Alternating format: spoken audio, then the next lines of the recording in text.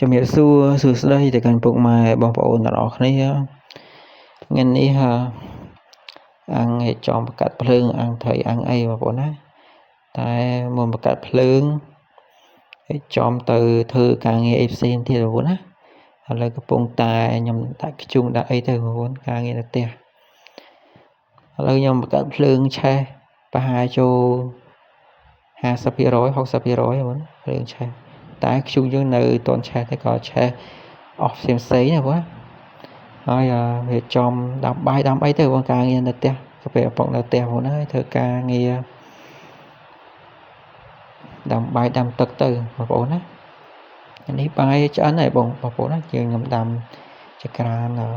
ក្រាស់បងណាអញ្ចឹងវាឆ្អិនបាយយើងបងណាតែខ្ញុំឲ្យវាchoវាក្តៅងុំតិចបង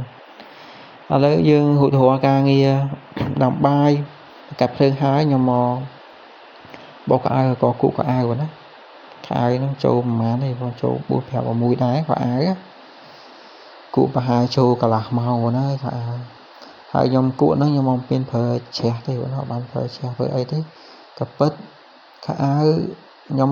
នេះនៅផ្ទះខ្ញុំអត់ប្រើនេះទេបងប្អូនខ្ញុំអត់ប្រើច្រាស់បោកកៅអៅទេវាខូចសក្តាណាស់បងណាខ្ញុំគក់អត់ឲ្យខ្ញុំធ្វើការអៅអីខ្ញុំប្រើជ្រះបងណាវាប្រឡាក់ខ្លាំងជាងយើងនៅផ្ទះឥឡូវខ្ញុំបោកអីហើយខ្ញុំមកហាលកៅអៅប្រហែលចូល5 6កៅអៅបងណាខាងក្រោយផ្ទះបងណាស្នូខាងក្រោយផ្ទះ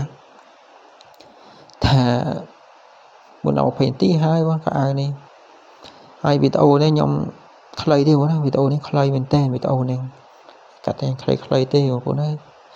ដើម្បីចែកជូនបងប្អូនទស្សនាការងារនៅផ្ទះធ្វើនេះធ្វើនោះអាហ្នឹង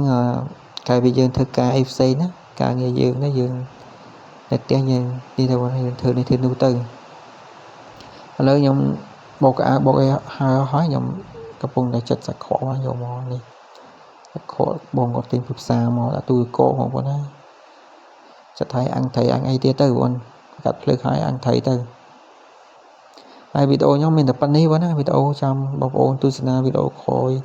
ក៏សកម្មភាពពីក្រោយទៀតបងណាហើយវីដេអូនេះខ្លីមែនតើវីដេអូនេះបងណាខ្លីមែនតើ